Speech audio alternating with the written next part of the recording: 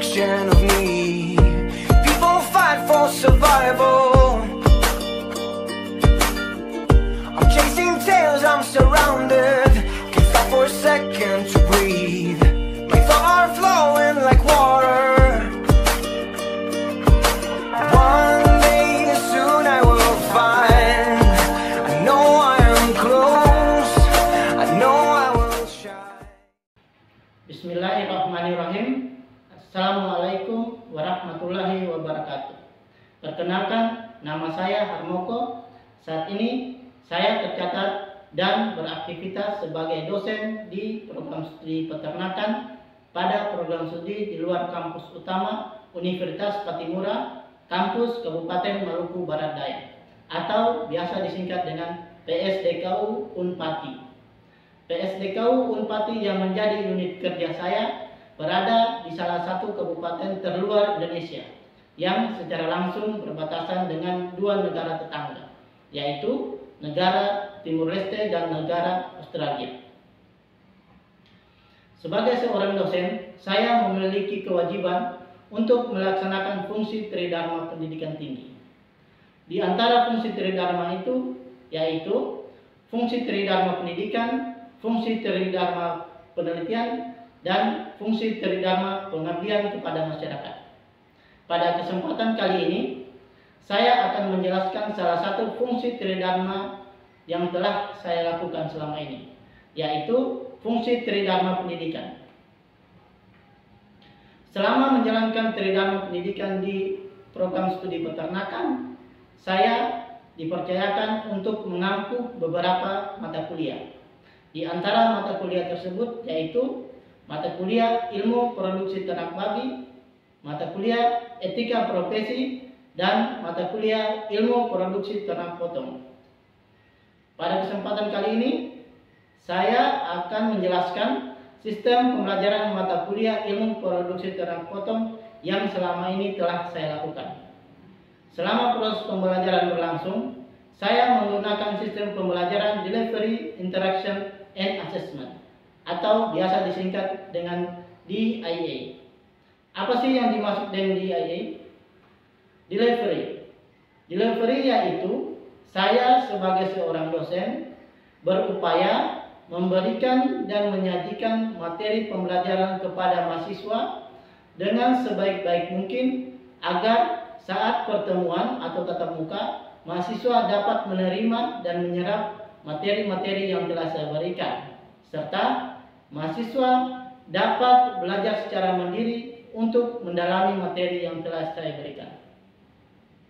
Kemudian interaction yaitu kegiatan pembelajaran yang saya lakukan antara dosen dan mahasiswa untuk membahas tema pembelajaran yang telah ditentukan sesuai rancangan RPS yang ada.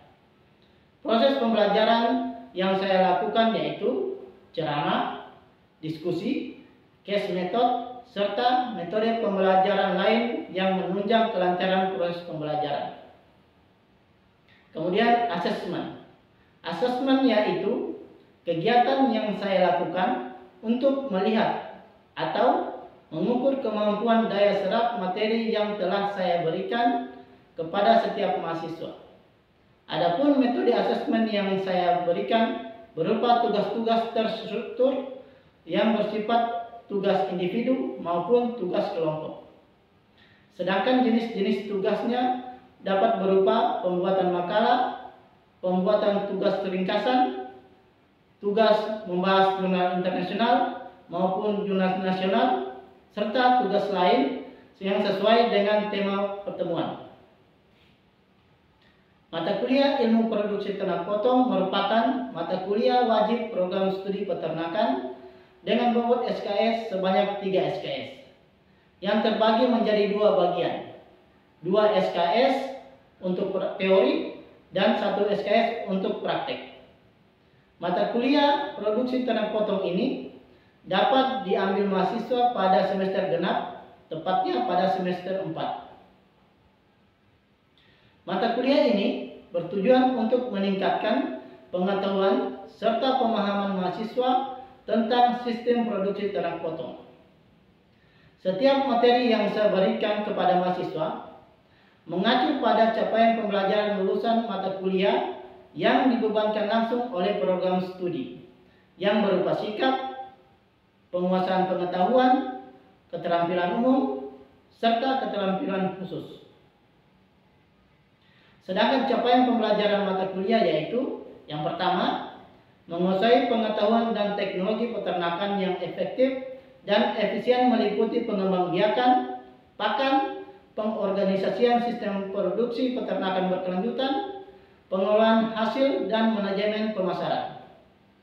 Kedua, mampu menerapkan teknologi peternakan yang berorientasi pada peningkatan produksi, efisiensi, berkualitas, dan berkelanjutan yang dilandasi oleh penguasaan ilmu pengetahuan yang meliputi pengembangbiakan, pakan, pengorganisasian, sistem produksi ternak berkelanjutan, pengelolaan hasil, dan manajemen pemasaran berbasis wilayah kepulauan spesifik pulau-pulau kecil perbatasan.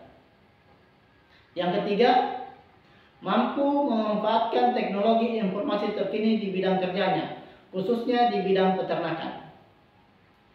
Capaian pembelajaran mata kuliah tersebut ditarik beberapa sub capaian pembelajaran mata kuliah sesuai tema pembelajaran yang disajikan.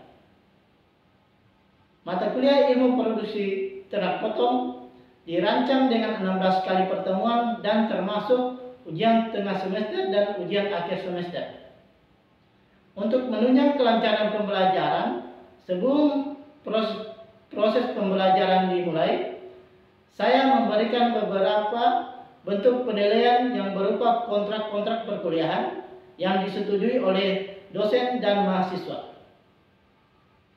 Di antara kontrak perkuliahan tersebut yaitu pertama, keaktifan 10%, tugas 10%, ujian tengah semester atau UTS 25%, ujian akhir semester atau UAS 25%, praktek 30%. Bahan kajian atau materi pembelajaran yang saya bawakan selama 14 kali pertemuan yaitu sebagai berikut. Yang pertama, pendahuluan yang mencakup tentang perkenalan, kontrak perkuliahan, pembahasan singkat materi pembelajaran selama 14 kali pertemuan. Sedangkan sub capaian pembelajarannya yaitu mahasiswa diharapkan dapat memahami sistem pembelajaran mata kuliah ilmu produksi ternak potong. Kemudian kajian pembelajaran yang selanjutnya yaitu peranan ternak potong sebagai penyedia daging nasional, di mana kajian pembelajarannya yaitu membahas tentang tingkat produksi ternak potong, tingkat kebutuhan ternak potong, serta upaya dalam meningkatkan produksi ternak potong. Sedangkan sub capaian pembelajaran yaitu mahasiswa diharapkan mengetahui dan memahami peranan ternak potong di Indonesia. Kemudian kajian pembelajaran yang selanjutnya, sistem pemeliharaan ternak potong. Pada kajian pembelajaran ini terbagi menjadi 2 kali tatap muka, di mana kajian pembelajaran membahas tentang sistem pemeliharaan ternak potong secara ekstensif atau secara tradisional, kemudian sistem pemeliharaan ternak potong secara semi intensif, dan sistem pemeliharaan ternak potong secara intensif. Sedangkan sub capaian pembelajarannya yaitu mahasiswa diharapkan mengetahui dan memahami sistem pemeliharaan ternak potong yang ada di Indonesia. Kajian pembelajaran selanjutnya yaitu tipe dan bangsa ternak potong. Bahan kajian pembelajaran membahas tentang tipe dan bangsa ternak potong, baik itu ternak kambing, domba, sapi, kerbau, serta ternak lain penghasil daging. Sedangkan sub capaian pembelajarannya yaitu diharapkan mahasiswa mengetahui serta memahami tipe dan bangsa ternak potong yang ada di Indonesia maupun yang tersebar di seluruh dunia. Kemudian kajian pembelajaran yang selanjutnya yaitu manajemen produksi ternak potong. Pada kajian pembelajaran ini terbagi menjadi 2 kali tatap muka. Bahan kajian pembelajaran membahas tentang kebutuhan pakan, kebutuhan kandang, serta kebutuhan perlengkapan dalam menunjang produksi ternak potong. Sedangkan sub capaian pembelajarannya yaitu diharapkan mahasiswa mengetahui dan memahami manajemen produksi ternak potong. Kemudian kajian pembelajaran yang selanjutnya, sistem seleksi ternak potong. Pada kajian pembelajaran ini terbagi menjadi 2 kali tatap muka. Bahan kajian pembelajaran membahas tentang seleksi pejantan, seleksi indukan, dan seleksi bakalan. Sedangkan sub capaian pembelajarannya yaitu diharapkan mahasiswa mengetahui dan memahami sistem seleksi produksi ternak potong. Kemudian kajian pembelajaran yang selanjutnya yaitu manajemen pakan ternak potong. Pada kajian pembelajaran ini terbagi menjadi 2 kali tatap muka.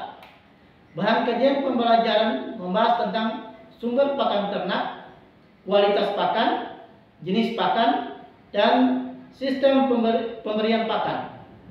Sedangkan sub capaian pembelajarannya yaitu diharapkan mahasiswa mengetahui dan memahami manajemen pakan ternak potong.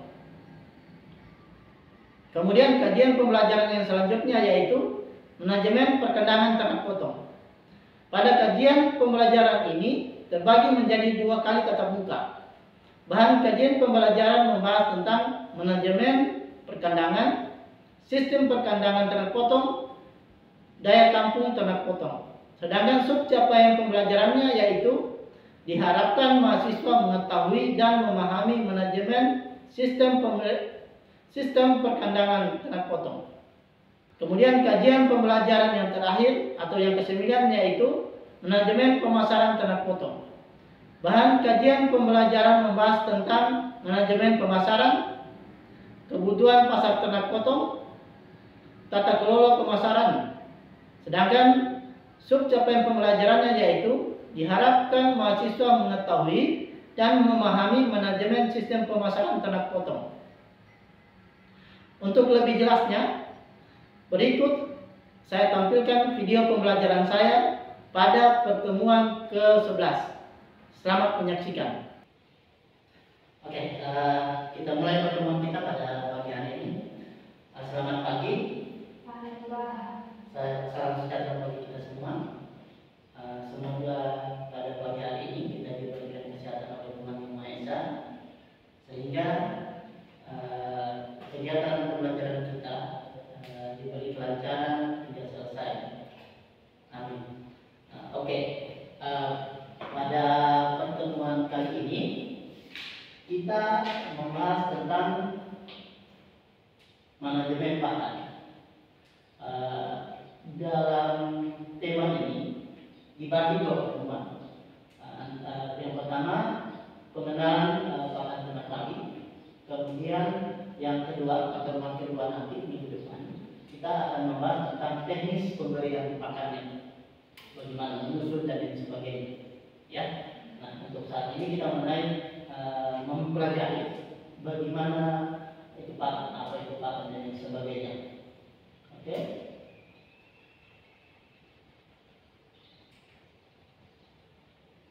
Nah, sebelum masuk ke materi, saya mau tanya dulu ke adik tentang apa itu pakan. Siapa yang bisa jawab? Ayo, Dewi. Terima kasih. Sebenarnya di sini saya akan menjawab apa itu pakan. Pakan adalah hijauan yang dikonsumsi oleh ternak. Terima kasih. Sista sudah menjawab apa itu pakan. Jawabannya sudah baik. Bahan pakan adalah segala sesuatu yang dapat diberi pada ternak, baik yang berupa bahan organik maupun anorganik, yang sebagian atau semuanya dapat dicerna tanpa mengganggu kesehatan ternak. Nah, kalau berdasarkan pengertian ini, maka dapat diketahui bahwa pakan itu adalah semua yang dapat bersumber ternak, semua hijauan maupun yang bersumber dari hijauan itu semua pakan ternak. Tetapi dalam hal ini pakan itu ada batasnya juga. Batasnya itu tanpa mengganggu kesehatan ternak. Jadi semua hijauan yang kita berikan tidak mengganggu oleh ternak, ya itu termasuk golongan pakan. Tetapi kalau dia ternyata mengganggu oleh kesehatan ternak, mungkin ternaknya bisa mati atau terjadi gangguan dan sebagainya dalam peternaknya, nah itu bukan pakan. Jadi walaupun dia hijauan apa saja, itu tidak termasuk pakan. Termasuk juga hijauan yang mungkin dia jenis pakan atau mungkin seperti hijauan kalau sudah umumnya diberikan pada ternak, tetapi setelah kita berikan mengganggu kesehatan ternak, nah itu bukan termasuk pakan. Intinya itu, inti dari bahan pakan adalah tanpa mengganggu kesehatan ternak. Jadi apa saja itu yang diberikan ternak yang mengkonsumsi, dia tidak terjadi apa-apa, nah itu termasuk pakan. Nah, bahan pakan terdiri dari bahan pakan organik atau anorganik. Nah, bahan pakan anorganik dan organik maksudnya bahan pakan alami dan tidak alami. Ada bahan pakan buatan dan tidak bahan pakan alami. Contohnya kita ada obat yang tradisional, ada obat yang alami, obat kampung namanya biasanya kita kenal. Obat kampung dan obat kimia. Nah itu. Ini pakan organik, organik yang keberadaannya biasanya dibuat oleh manusia. Apa saja sumber bahan pakan organik? Bahan pakan organik yang terkandung dalam bahan pakan seperti protein, lemak, serat kasar, bahan ekstrak dan bahan protein. Bahan pakan organik. Bahan pakan anorganik ini ada kalsium, fosfor, magnesium, kalium, dan natrium. Nah ini sumber nutrisi yang harus didapatkan dari bahan pakan anorganik yang biasanya umumnya diberikan pada ternak-ternak indukan atau ternak lagi menyusui atau ternak lagi hamil atau ternak perah. Biasanya pemberian kalsium ini sangat penting. Tujuannya kenapa? Tujuannya untuk meningkatkan kualitas dan meningkatkan produksinya. Gitu ya, kurang lebih begitu. Jadi intinya pemberian pakan itu harus berdasarkan kebutuhan ternak. Tidak bisa juga kita beri pakan itu tidak sesuai dengan kebutuhannya, karena nanti akan merusak sistem metabolisme juga. Oke, lanjut. Kemudian jenis-jenis bahan pakan. Siapa yang bisa menjawab kepada Bapak untuk terkait apa saja jenis-jenis bahan pakan? Oke, Pak Didi. Jenis bahan pakan yaitu pakan kasar, pakan terbuat atau bersikat, pakan tambahan, mineral dan vitamin. Oke, baik, terima kasih. Baik, Anda sudah menjawab. Terima kasih atas jawabannya. Sudah sangat baik. Pertama, pakan yang sumber serat kasar.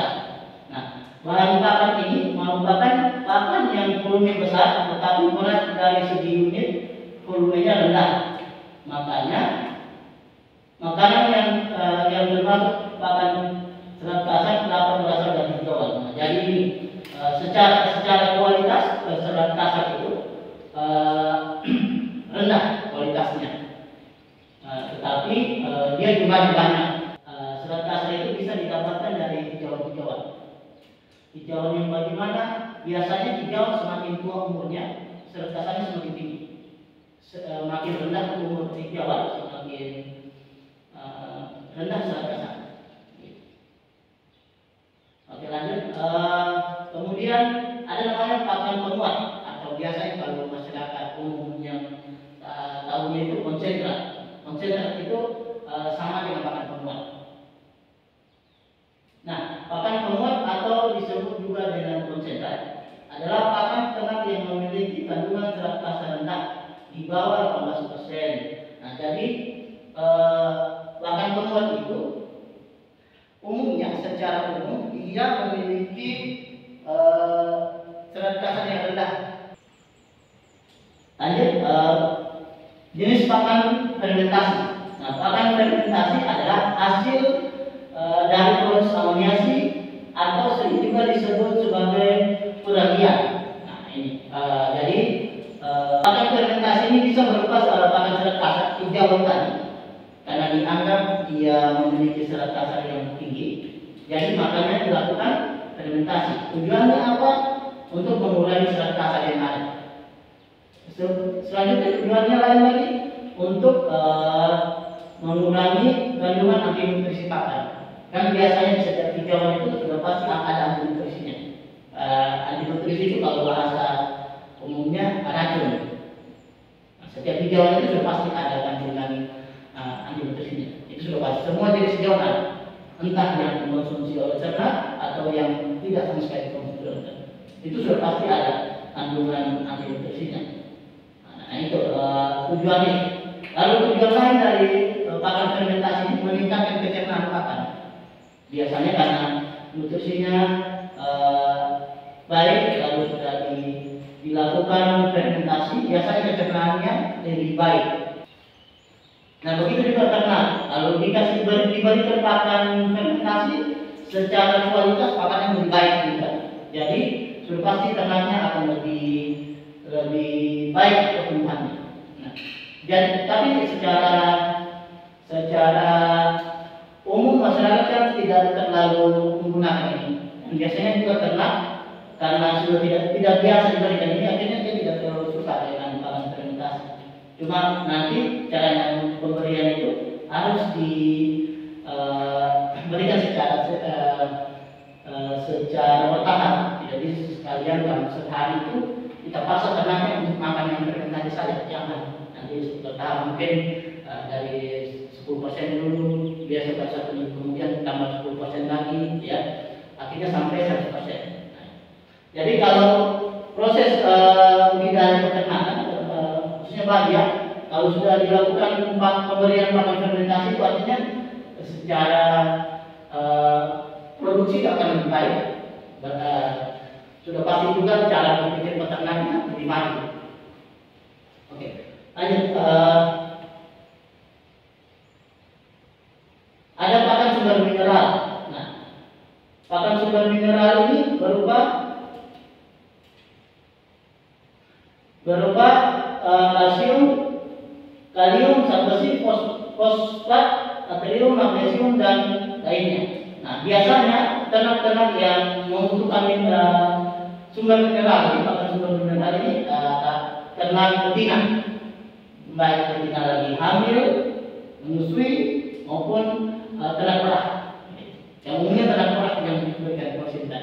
Tujuannya apa? Meningkatkan kualitas dan kuantitas produksinya. Kemudian jenis pakan sumber vitamin. Vitamin sangat penting untuk mengoptimalkan pertumbuhan dan menjaga fungsi alami dari sistem tubuh hewan ternak. Yang pemberian vitamin kita dapat mengoptimalkan pertumbuhannya. Oke. Lanjut pakan tambahan. Pakan tambahan adalah pakan yang digunakan hanya sebagai pakan tambahan dan bukanlah untuk konsumsi pokok hewan ternak tersebut. Nah, contohnya kalau di manusia obat-obatan, di ternak juga begitu obat-obatan. Dia dibutuhkan, tetapi tidak dijadikan sebagai bahan pakan utamanya, gitu ya. Oke, kemudian fungsi pakan ternak. Siapa bisa menjelaskan? Oke, begini. Terima kasih atas kesempatan saya. Fungsi pakan ternak adalah sebagai sumber energi, sumber protein, dan vitamin mineral. Oke, terima kasih. Oke, terima kasih jawabannya sudah baik. Nah, apa saja fungsi pakan? Nah, fungsi pakan secara umum ada tiga, yaitu sumber energi, sumber protein, dan sumber vitamin dan mineral. Nah, sumber energi termasuk dalam golongan adalah semua bahan pakan ternak yang mengandung protein kasarnya kurang dari 20%. Kurang dari 20% dengan konsentrasi serat kasar di bawah 15%. Nah, sedangkan protein yaitu golongan bahan pakan ini meliputi semua bahan pakan ternak yang mempunyai kandungan protein minimal 20%. Jadi pakan yang proteinnya 20% itu termasuk sumber protein. Termasuk konsentrat tadi. Rata-rata konsentrat itu proteinnya tinggi. Jadi makanya dia sangat baik digunakan untuk ternak. Kemudian sumber mineral dan vitamin. Hampir semua bahan pakan ternak, baik yang berasal dari tanaman maupun hewan, mengandung beberapa vitamin dan mineral. Nah, jadi vitamin dan mineral ini sebenarnya di hijauan itu ada, tapi biasanya di setiap hijauan tidak semua mengandung vitamin. Biasa cuma hanya satu jenis vitamin, satu jenis mineral. Jadi makanya itu harus pemberian pakan itu harus ada pencampuran pakan dari satu jenis A, B, C harus dicampur biar tujuannya sumber vitaminnya kita dapat. Jadi ada saya bahwa saat ini bahan pakan sudah tersedia di pasaran bebas yang dikemas khusus dalam berupa bahan olahan yang siap digunakan sebagai campuran pakan. Jadi catatan ini mengatakan bahwa saat ini dengan perkembangan teknologi dan pengetahuan pakan itu sudah ada sebenarnya di pasar-pasaran. Tinggal kita memilih mau pakai yang apa. Kita beternak di bidang apa. Oke. Oke, hal-hal yang harus diperhatikan. Ya, hal-hal yang diperhatikan mengenai pakan yang pertama,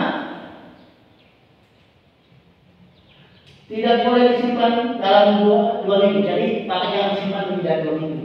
Ya, semakin cepat penggunaan pakan semakin bagus. Tempat penyimpanan pakan sebaiknya kering dan tidak terkena papan sinar matahari. Jadi jangan terlalu basah, lembab gitu, pakannya jangan terkena matahari. Kemudian apabila pakan dibeli di pabrik, sebaiknya dipastikan pabrik tersebut memproduksi pakan dengan kualitas yang baik. Jadi kalau kita membeli pakan, perhatikan dulu pabriknya sudah baik atau tidak, kualitas pakannya sudah menurut orang-orang sudah memenuhi kualitas atau belum. Itu harus diperhatikan juga, jangan asal beli pakan. Jadi kemudian yang keempat, jika pakan disimpan dalam wadah, sebaiknya wadah tersebut ditutup rapat dan tidak ada udara yang masuk. Jadi itu betul-betul dia dihindari dari udara yang masuk. Tujuannya apa? Karena pakan yang terkontaminasi udara lembab akan mudah berjamur, akan mudah busuk. Begitu ya? Oke, sekian materi hari ini yang saya berikan. Sebelum saya tutup, ada yang mau bertanya atau sudah jelas? Oke, terima kasih sudah mengikuti pertemuan kali hari ini. Kita akhiri, semoga semua dalam kondisi sehat walafiat dan kita bertemu lagi di minggu depan. Terima kasih. Sekian video pembelajaran yang bisa saya tampilkan. Lebih dan kurangnya saya mohon maaf. Wassalamualaikum warahmatullahi wabarakatuh.